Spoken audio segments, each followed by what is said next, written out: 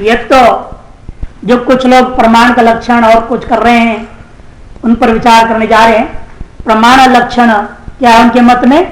अनधिगतार्थ गंत्री प्रमाणम इति लक्षणम।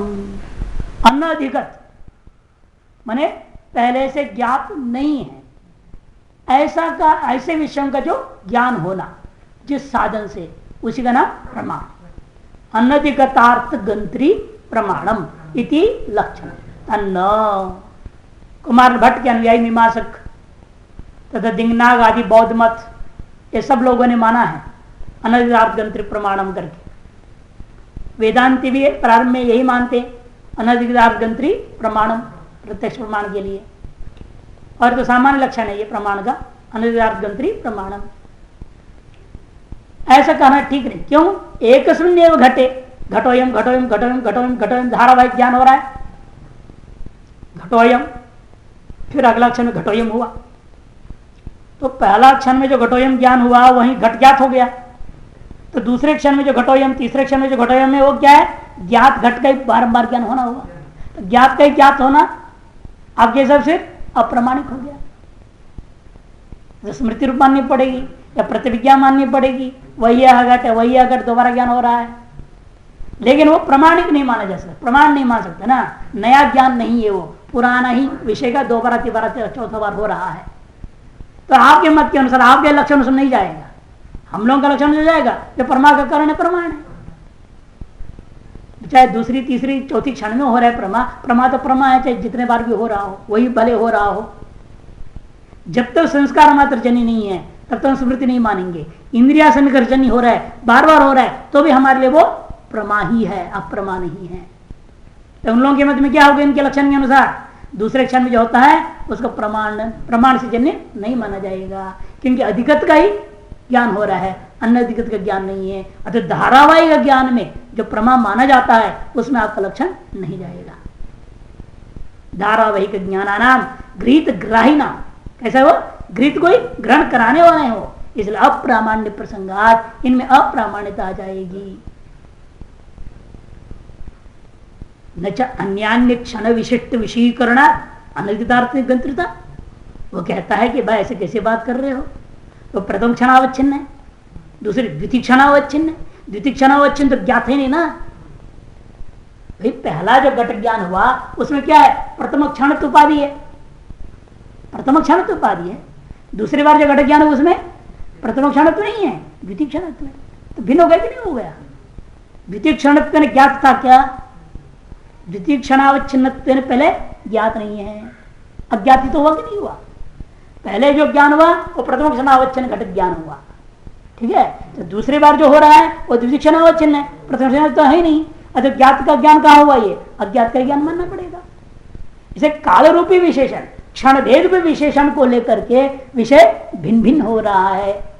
अतएव प्रत्येक क्षण में होता हुआ ज्ञान भी पृथक पृथक ही माना जाएगा, अधिगत नहीं है, अनधिगत माना जाएगा, ठीक है ना।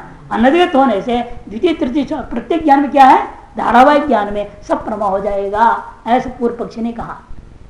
न अन्य क्षण विशिष्ट, अन्य अन्य अन्य क्षण विशिष्ट विषयीकरणाद विषय कर लेने से अनधिगत अर्थगंत्रता एवं अनधिगत अर्थगंतृत्व ही उसमें रहेगा। दिन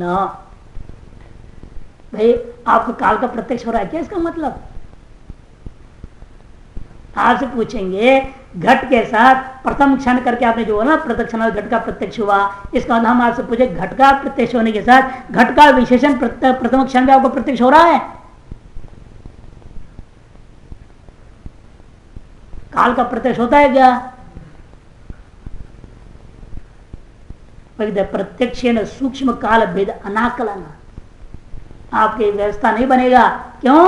कि प्रत्यक्ष किसी भी इंद्रिय के द्वारा, मन के द्वारा भी सूक्ष्म जो काल भेद है उसको आप कोई ग्रहण नहीं कर सकता। काल समय बीतने का बोला, घड़ी देख करके बोल सकते हो इतना समय बीत रहा है, इतना समय बीत रहा है, लेकिन घड़ी आदि उपाधि को लेकर आपके कल्पित है ना। वो भी आपने मशीन बना लिया है, इतना टिक हुआ तो 1 सेकंड, इतना टिक हुआ तो 2 सेकंड, आपकी कल्पना है। आप जैसे मशीन बनाओ वैसे होगा। आप ये सब घड़ियां देख रहे हैं 12 घंटे का ही होते ही है, 12 घंटे फिर 1 2 3 4 शुरू हो जाता है। ऐसे भी घड़ी बनवाई है हम लोगों ने, ये 24 घंटे की घड़ी ऐसे रहेगा। 1 2 3 से 12, आधे में 12, फिर आधे में 12, 24 घंटा, 1 से 24 नंबर लिख दिया और आधे को सफेद कर दिया, आधे को काला कर दिया। पीछे जो होता है ना वो दिन का 12 घंटा, रात्रि का 12 घंटा। योगा सेंटर में देख लेना घड़ी, बहुत दिमाग लगा करके उसकी जो होता है अंदर जो चक्रों की जो गरारियां संख्या बढ़ाया गया, कितनी दूरी होनी चाहिए, कैसे होनी चाहिए, बड़ी सिस्टम से मिनट में बनवाया। 1 डजन घड़ी बनी उस समय। बस एक घड़ी यहाँ पर है योगा सेंटर में लगा हुआ है, बाकी पता नहीं कहाँ का दिया हुआ। 24 घंटे की घड़ी। इलेक्ट्रॉनिक तो बनते ही, इलेक्ट्रॉनिक वाले तो है ही है, घड़ियों में तो 24 घंटे का होता ही है, लेकिन इसमें नहीं थे तो हम लोग दिमाग लाकर बनवाए थे 2001 में बना। क्यों नहीं हो सकता है, ये बना गरार भी अपनी कल्पना है। आपने उतने चक्र में जो स्पोक्स होते हैं, आप जितनी संख्या पढ़ाएंगे उस हिसाब से होता है। हमने उसको 2 गुना कर दिया, जितनी थी उसकी 2 गुना, और उसकी लंबाई भी बढ़ा दी ना मुखों की। ऐसा सिस्टम बड़ी गणित करके उसको सेट कर दिया और बना के उसने बना के दे दी और चल रहा फर्स्ट क्लास। इसलिए सब चीजें कि अपनी कपोल कल्पना है ना, अपनी कल्पना अगर आप ये सब ग्रहण कर रहे हो, वास्तव में इंद्रियों से इनका प्रत्यक्ष नहीं हो सकता है। एक उपाधि आपने बना लिया जिससे आपने गणना कर रहे काल की, कल्पना से आपकी है। आपने कल्पना निमेश गिरने का नाम 1 सेकेंड, ये कल्पना है आपकी। भाई न्यूनतम वैज्ञानिकों ने खोज किया कैसे इसकी व्यवस्था बनाई जाए, हमारा सेकंड ठीक ठाक है। जो उन लोगों का मतलब ज्योतिष में ना विपल तक जाते हैं, पल विपल तक जाते हैं ना, वो विपल तक क्या है, कलाओं में जो जा रही है। उसके बाद देखा कि बाद में समझ में आई, जिस हम लोग जो बोलते हैं काल की गणना जो ज्योतिषी करता कैसे करता है, चिंती से करते हैं कि सिद्धांत थी उन लोगों को मिल गया वराह मिहिर की ग्रंथ में, नहीं तो इस सामान्य ग्रंथ में लिखा नहीं। वराह मिहिर किस ग्रंथ में लिखा है, उसका वो टेस्ट किया, एक्सपेरिमेंट किया, वैज्ञानिक मान बात सही है इनका कहना। दुनिया में सबसे तेज यदि भागने वाला जंतु है तो चींटी है।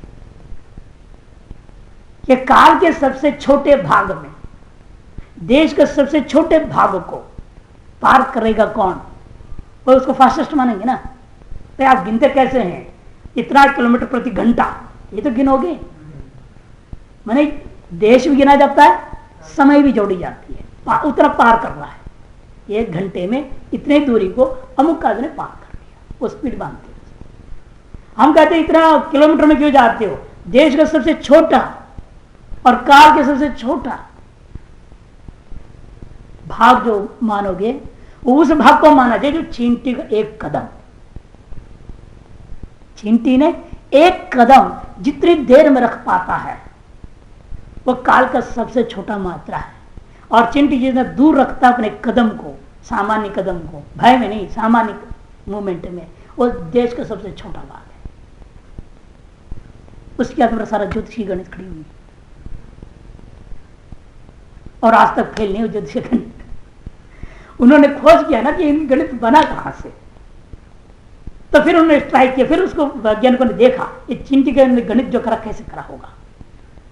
मैंने हर चीज की फिर टेस्टिंग करके ऑटोमेटिक मूवमेंट्स जो होते हैं, कितना दूर जा रहा है, कितने सेकंड में जा रहा है, अपने गणित के हिसाब से देखा और उनकी गणित फेल। ये जो घंटा मिनट का सेकंड है ना, फेल है, ये गणित गलत है, ये जिस पर हम लोग चल रहे हैं आजकल। जो कला विकला दंडात्मक जो हमारा गणित है ना ज्योतिष का, वही सही है। आज वैज्ञानिक मान रहा है, चीज बिल्कुल सही है। और उनके सारा गणित ग्रहों तक उन्होंने इसके आधार पर गणित बना डाला। ग्रहों की गति भी इसी के गति के आधार पर तय किया। कितनी कमाल गणित है, कैसी ऋषियों की बुद्धि रही है, इतनी तीक्ष्ण और सूक्ष्म बुद्धि।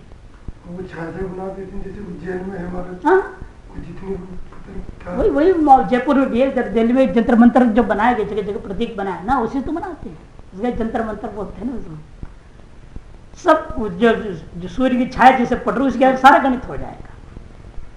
काल की गति, सब ग्रहों की तक की सारी उसी से उसमें एक छेद होता है, उस छेद से दृष्टि डाल घुमाएंगे उसको हर ग्रह दिखाई देंगे। दूरबीन मतलब बिना ग्लास बिना कुछ की लक्षण। एक अलग ही एक अपनी विज्ञान थी ऋषियों की, गजब की चीज।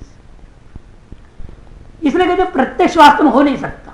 आपने हम लोगों ने अनुमान ही किया, ऋषियों ने समस्त संसार के जीव जंतुओं को देखा, उनमें से चींटी को देखा कि यही एक है जो निरंतर चलता है और उसके एक कदम जितनी समय में रखा जा रहा है, जितने देश को पार कर रहा है, वही सबसे ज्यादा छोटा काल का मात्रा माना जाता। और वह भी अनुमान ही हम कर रहे हैं, प्रत्यक्ष नहीं। प्रत्यक्ष के द्वारा सूक्ष्म जो काल भेद है वो कोई जान ही नहीं सकता किसी इंद्र के द्वारा। आप कैसे करो प्रत्यक्षावचन घट मेरा प्रत्यक्ष का विषय है, वो विषय अलग हो गया, द्वितीक्षावचन घट अलग हो गया, कैसे कह सकते हो आप?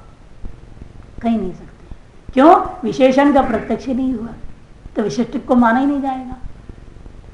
काल भेद ग्रही क्रिया संयोगांता नाम चतुर्नाम योग पद्य अभिमानो न स्यात्। यदि काल का भेद भी ग्रहण कर लिया आपने, ये जो क्रिया आदि संयोग, कोई भी संयोग हुआ तो आप क्या करते हैं? 4 क्षण भेद में होता है, ये युगपत ग्रहण हो जाता है। युगपत कैसे युगपत ग्रहण हो गया? यदि हम काल भेद का प्रत्यक्ष कर सकते हैं, किसी चीज को युगपत ग्रहण ही नहीं कर पाएंगे। आज चिड़िया युगपत उड़ गए नहीं, वहां भी क्रम से उड़ रहे हैं। शतपत्र को छेद कर दिया, कमल का फूल के पंखुड़ियां ले लो, सुई छोड़ दो, सरक करके चला जाता है। लेकिन भी क्रम से तो छेदते हुए गया होगा जब आपने एक रखा है। लेकिन आपको कैसे लग रहा है?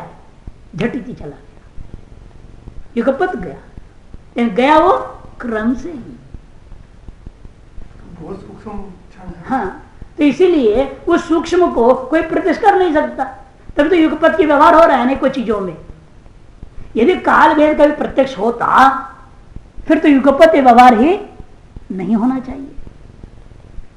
युगपत व्यवहार होने का तात्पर्य यह होता है कि काल का सूक्ष्म भेद हम ग्रहण नहीं कर पाते हैं। जहां ग्रहण नहीं कर पा रहे हैं वहां पर में कहेंगे वो झटिति हो गया, युगपत हो गया, ये व्यवहार होता है।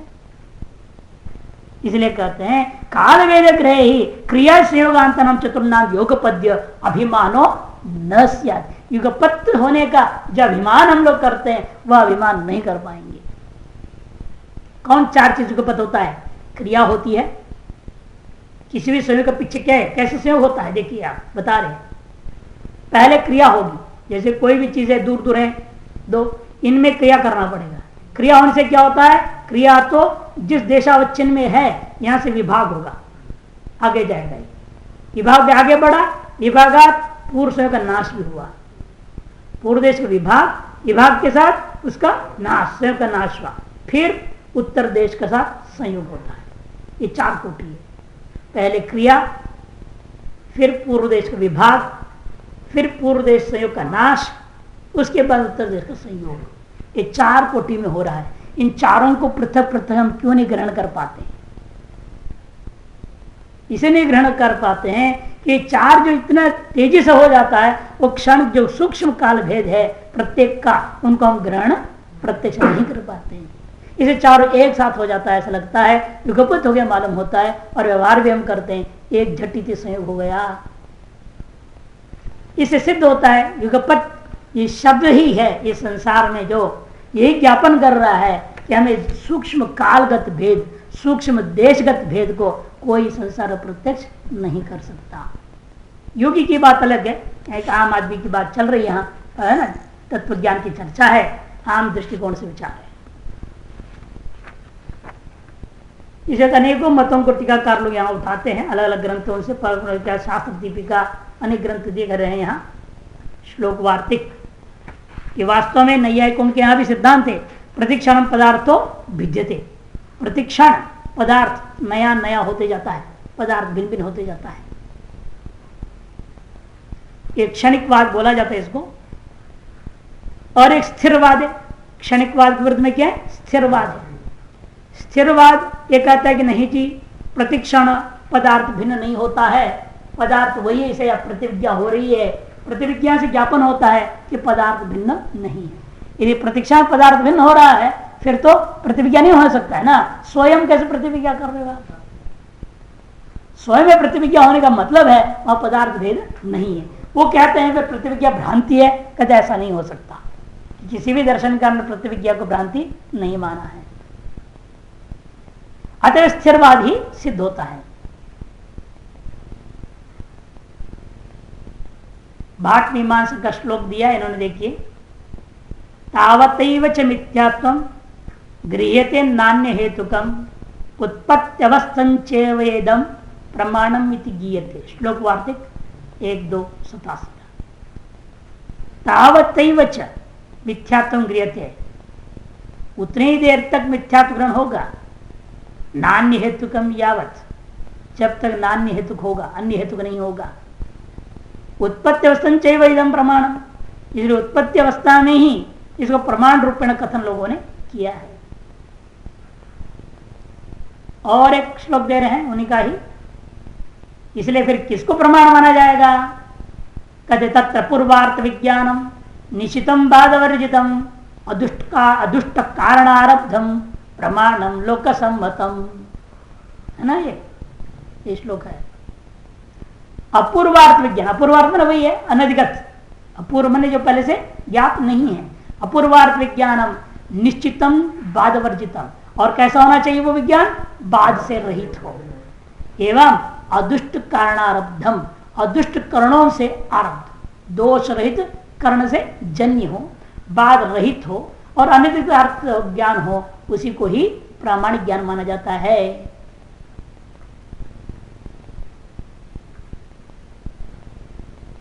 ननु प्रमायाः कारणानि बहुनि सन्ति प्रमात्र प्रमेयादीनि तान्यपि किम करणानि उत न। प्रासंगिक शास्त्रार्थ संक्षेप में खत्म करके आगे बढ़ते बोल रहे हैं, प्रमा के करण भी अनेक होते हैं। प्रमा करण प्रमाण अपने का मान लिया इस लक्षण को, लेकिन प्रमा के जो करण तो बहुत सारे हैं, साधन कारण बहुनि सन्ति प्रमात्र प्रमेयादीनि, प्रमाता भी एक कारण है, प्रमेय घटपट आदि भी कारण है। इंद्रिया से निकर्ष, प्रकाश होना चाहिए, आलोक होना चाहिए, उद्भूत रूप चाहिए, उद्भूत स्पर्श भी चाहिए, अनेकों कारण सामग्री हो तो ही प्रत्यक्ष होता है। उनमें से तानी अपि किम करणानि, उन सबको कर्ण माना जाएगा? उत न, या नहीं, यह प्रश्न उठा तो उच्चते, भाई बहुत सारे भले ही होगा, लेकिन कर्ण तो एक ही होता उनमें से, कर्ण अनेक नहीं होता, भले ही कारण अनेक हो। सत्य में प्रमात्र प्रमेय देखने को क्या मिलता है? प्रमाता भी है, प्रमेय भी सामने में है, लेकिन मन और इंद्रियां लगा न हो, संबंधित न होवे तो ज्ञान नहीं होता। प्रमात्र प्रमेय सत्यपि प्रमा अनुत्पत्ति है, क्या है? प्रमा उत्पन्न नहीं होती है, किंतु इंद्र संयोगादो सती, इंद्र संयोगादि के होने पर ही उत्पन्न होता है। अविलंबेन प्रमा उत्पत्ति, इंद्र संयोगादो सती अविलंबेन, बिना विलंब का ही प्रमा उत्पन्न होता हुआ देखने को मिलता है। अतः इंद्रिय संयोगादि रेव करणम, इसे इंद्रिय संयोग इन्हीं को ही कर्ण मानना चाहिए।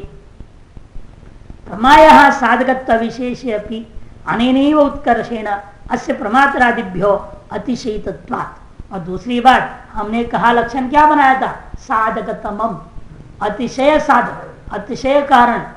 इसलिए हम अन्य कारणों की अपेक्षा से इंद्रिय संयोग में अतिशय तो दिखाना चाह रहे हैं। क्या अतिशय है कि आप उसको कर्ण मानना चाह रहे हो, वो दिखा रहे हैं। प्रमायः साधकत्व विशेष अपि, प्रमा के प्रति साधकत्व सामान्य रूपेण प्रमाता में भी है, घट में भी है, अनेकों चीजों में है, होने पर भी उत्कर्षेण, अनेनैव उत्कर्षेण, यही उसमें उत्कर्ष है। क्या? इनके बिना प्रमा नहीं होता। प्रमाता खड़ा है, प्रमेय सामने पड़ा है, प्रकाश पूरा है, इंद्रिय भी देख रहा है, इन अन्यत्र मनोभवम, मन कहीं अन्यत्र गायब हो रखा है, तो विषय का प्रमा नहीं होता।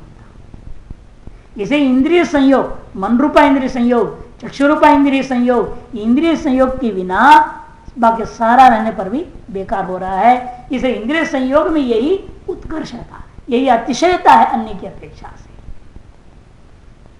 अनेनैव उत्कर्षेण अस्य प्रमात्रादिभ्यो इस इंद्रिय संयोग आदियों में प्रमात्रादि की अपेक्षा से अतिशयित्वात् अतिशयित्व होने से अतिशयितम साधकम साधकतमम जो अतिशयित साधक है वही साधकता में तदेव करणम इत्युक्तम यह हमने पहले कह दिया है। और अतिशयित्व किसमें सिद्ध हुआ?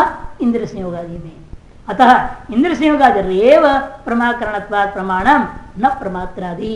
इसे इंद्र संयोगादियों को ही प्रमाकरण होने से प्रमाण माना जाएगा, प्रमातादियों को नहीं।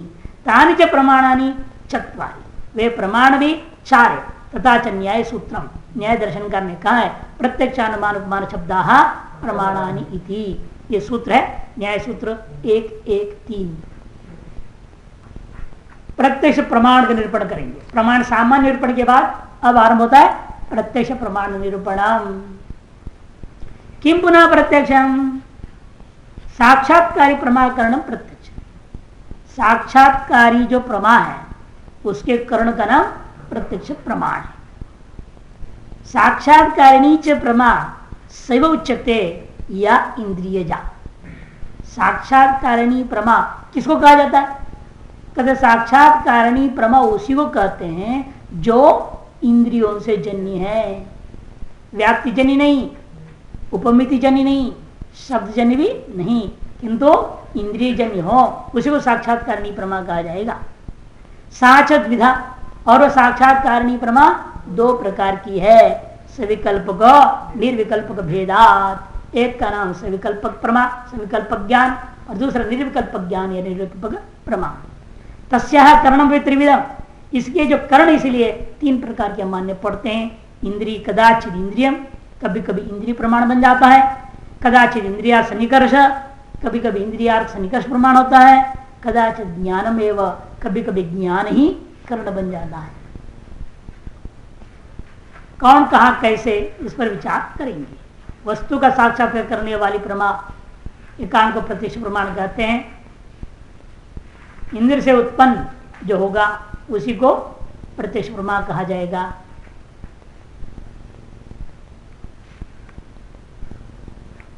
अनुमिति उपमित और शब्द में अतिव्याप्ति निवारण करने के लिए इंद्रिय ज कह दिया, इंद्रियजन्य।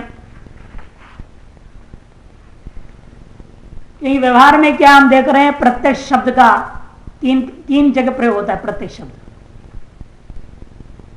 प्रमा को भी प्रत्यक्ष कहा जाएगा, प्रमाण को भी प्रत्यक्ष कहा जाता है, विषय को भी प्रत्यक्ष कहा जाता है। प्रमाण, प्रमेय, प्रमा तीनों को ही प्रत्यक्ष शब्द से प्रयोग हो रहा है। समझे ना? इंद्रियजन्य ज्ञान में तो ज्ञान को भी हम प्रत्यक्ष कहते हैं, इंद्रियों को भी प्रत्यक्ष नाम से कह दिया, विषय को भी प्रत्यक्ष नाम से कह देते हैं। इसे जहां कहीं प्रत्यक्ष शब्द आता है तो पहले समझना पड़ता है किसके लिए प्रयोग कर रहा है। विषय के लिए कह रहे हैं, ज्ञान के लिए कह रहे हैं, या प्रमाण के लिए, इंद्रियों के लिए कह रहे हैं। ये सोच समझ के ही ग्रहण करना चाहिए। और ये आपने कैसे कह दिया? प्रत्यक्ष प्रमाण का तीन भेद कर दिया आपने। इंद्रियां भी प्रत्यक्ष प्रमाण हो सकते हैं, है ना? इंद्रिया से संयोग भी हो सकता है और केवल ज्ञान भी हो जाएगा। ऐसे कैसे आपने कह दिया? तीनों में कैसे घटेगा एक ही शब्द प्रत्यक्ष शब्द तीनों प्रमाणों के लिए? कहते इसकी व्युत्पत्ति हम अलग अलग करें। प्रत्यक्ष शब्द तीन व्युत्पत्ति की जाए। विषयम प्रतिगतम अक्षम यस्मै प्रयोजनाय तत् प्रत्यक्षम, जिस प्रयोजन के लिए यह प्रत्यक्ष हुआ, प्रत्यक्ष इंद्रियजन्य ज्ञान का बोधक होता है। अब यदि विग्रह करते हुए यस्मै प्रयोजनाय ऐसे बहुरी समास कर दो, यस्मै जिस प्रयोजन के लिए, किस प्रयोजन के लिए गया इंद्रिया? विषय की ओर, ज्ञान के लिए। इसे पहला ये उत्पत्ति हम बहुरी समास कर देंगे और ज्ञान तक ले जाएंगे। प्रति विषयम प्रतिगतम अक्षम यस्मै प्रयोजनाय तत् प्रत्यक्षम, ऐसे कहेंगे तो ज्ञान में चला गया। और दूसरी व्युत्पत्ति करेंगे विषयम प्रतिगतम, अर्थात विषय सन्निकृष्टम अक्षम प्रत्यक्षम। ऐसा प्रत्यक्ष करने से प्रत्यक्ष में कर्ण जो इंद्रिय में रचन चला जाएगा, जो विषय से सन्निकृष्ट है। विषय प्रति गतम, क्या विषय प्रति गया, ऐसे प्रयोजन नहीं बोल रहा हूं अभी। विषय प्रति गतम अक्षम, विषय की ओर गया हुआ इंद्रिय, अर्थात विषय से सन्निकृष्ट हुआ जो चीज, अक्ष इंद्रिय, उसको कहते हैं प्रत्यक्ष।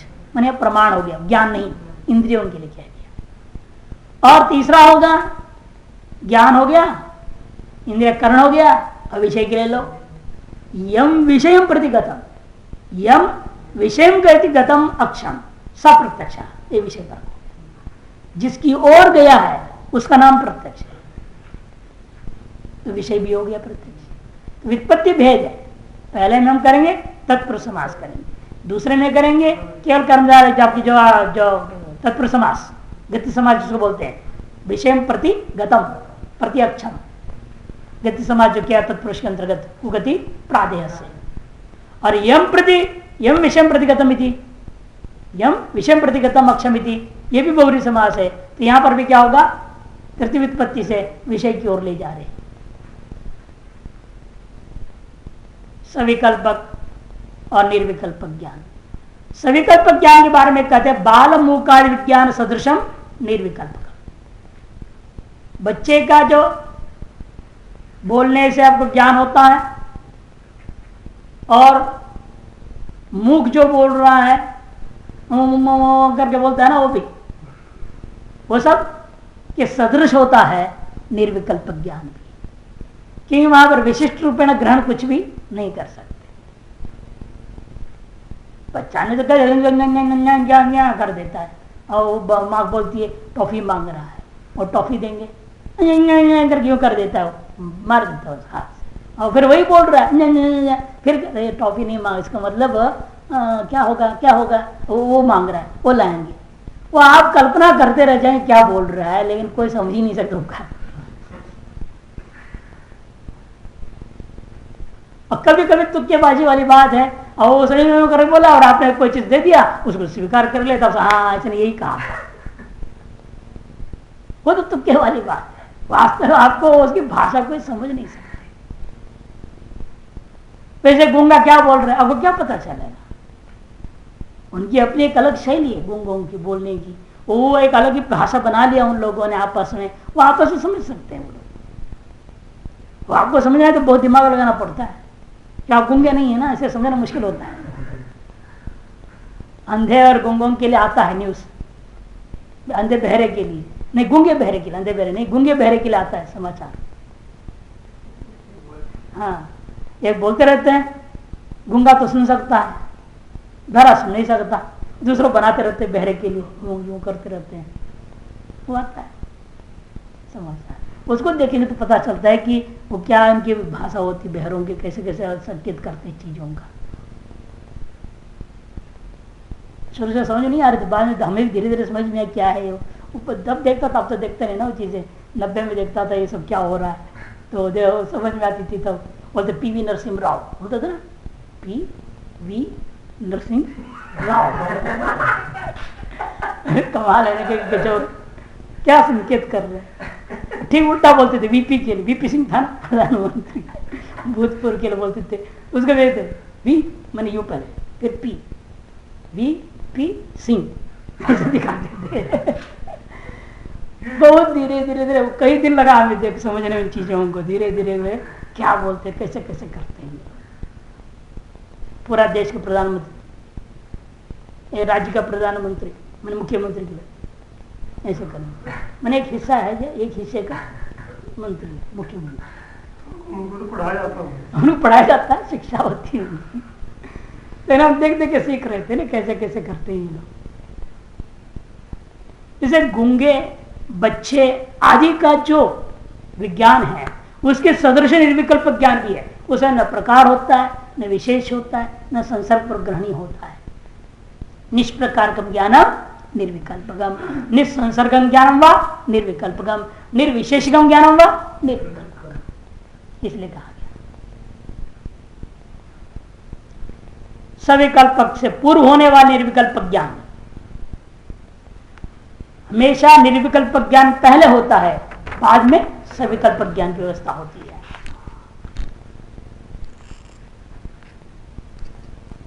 और यहां जो प्रमाणों में का इंद्रिय प्रमाण होता है, कहीं पर इंद्रियार्थ सन्निकर्ष प्रमाण होता है, कहीं पर ज्ञान भी प्रत्यक्ष प्रमाण होता है, और ज्ञान से लेना हमेशा इसे निर्विकल्पक ज्ञान। कि निर्विकल्पक ज्ञान के बाद सविकल्पक ज्ञान जब पैदा हो रहा है, सविकल्पक ज्ञान का कारण कौन होगा? निर्विकल्पक ज्ञान होगा। उस स्थिति में निर्विकल्प ज्ञान को भी कर्ण मान लिया गया है। इनके अलावा चौथा है सीढ़ी में सविकल्प ज्ञान। वह सविकल्प ज्ञान भी अनव्यवसाय ज्ञान का कारण हो जाता है, इसलिए भी कर्ण कोटि में ले सकते हो। उसके पांचवी अवस्था है हानोपादनोपेक्षा बुद्धि। हान निश्चय हो गया ज्ञान, उसे उस ज्ञान के बाद ज्ञान के विषय को त्यागना है, ग्रहण करना है, तो उपेक्षा करना है, ये निश्चय करोगे आप। ये 5 सीढ़ियों में होता है, इसीलिए सविकल्प ज्ञान हो गया चौथा। पांचवा हानोपादनोपेक्षा बुद्धि। ये तो फल कोटि में आ गया, लेकिन सविकल्प ज्ञान भी फल कोटि में है, हानोपादनोपेक्षा बुद्धि फल कोटि में है। पहला 3 कर्ण कोटि में आ जाएगा। अतएव कर्ण, अवांतर व्यापार और फल, क्योंकि बिना बीच का व्यापार का कारण तो सिद्ध भी नहीं होगा ना। कर्ण का लक्षण ही अपने कहा व्यापार का साधन कारण, कर्ण का बीच व्यापार तो मानना पड़ेगा। इसलिए जब इंद्रिया कर्ण होंगे, इंद्रिया सन्निकर्ष व्यापार हो जाएगा, है ना। फिर निर्विकल्प ज्ञान फल हो गया, ठीक है ना। जब विकल्प ज्ञान फल होगा तो इंद्रिया सन्निकर्ष कर्ण हो जाएगा, निर्विकल्प ज्ञान व्यापार हो जाएगा और सविकल्प ज्ञान फल हो गया।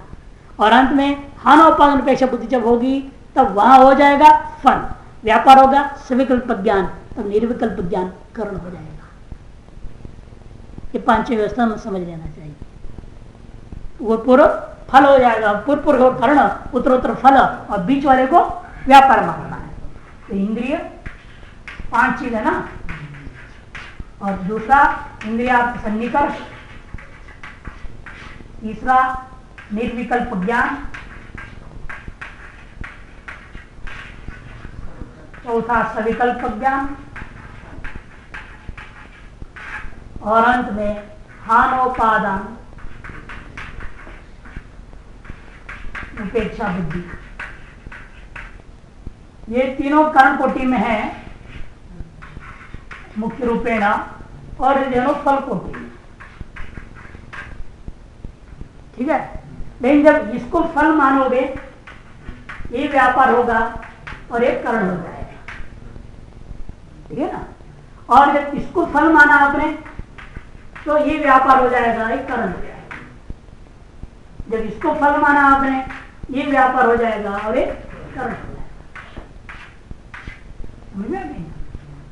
बीच वाले को व्यापार मानना है, पहले वाले को कर्ण और तीसरे को फल, 5 मिश्र से, इसमें तीनों कर्ण बन गए कि नहीं। इस दृष्टिकोण से कह रहे हैं। इसमें भी यथार्थ और अयथार्थ अनुभव में भी, प्रमा में भी यथार्थ प्रमा और अयथार्थ या अप्रमा। यथार्थ अनुभव को प्रमा कहेंगे, अयथार्थ अनुभव को अप्रमा कहेंगे। वहां पर वही समझ तत्प्रकारकम तद्वती तत्प्रकारकम या तत्प्रकारकम तद्वद विशेषकम, तद्वद विशेषकम तद्वत तत्प्रकारकम ज्ञानम प्रमा हो गया, और उससे रहित हो जाए तद्वद अभावद विशेषकम और तत्प्रकारकम यथार्थ ज्ञान अप्रमा हो जाता है। और निर्विकल्प ज्ञान वही है जो वास्तव में न प्रमा है न भ्रम है, वास्तव में न प्रमा न भी भ्रम से निर्विकल्प का, जो प्रमा कोटि में नहीं ले सकते, जो प्रकार विशेष नहीं है उसमें, अप्रमा कोटि में नहीं ले सकते कि अभावती विशेष में प्रकार होना चाहिए। प्रकार जब है ही नहीं तो अभावती विशेष कहां से आ गया, न भाव विशेष है न अभाव विशेष है, प्रकार भी नहीं है, न विशेष है न प्रकार है, इसे उसको न ब्रह्म कह सकते हो न प्रमा कह सकते हो। ऐसा विलक्षण ज्ञान है, निर्विकल्प ज्ञान हमेशा होता है। प्रकारता शून्य संबंध अनवगाही होने के कारण से वहां पर उसको प्रमा भी नहीं कर सकते, भ्रम अप्रमा भी नहीं कर सकते। ऐसा विलक्षण ज्ञान निर्विकल्प ज्ञान होता है।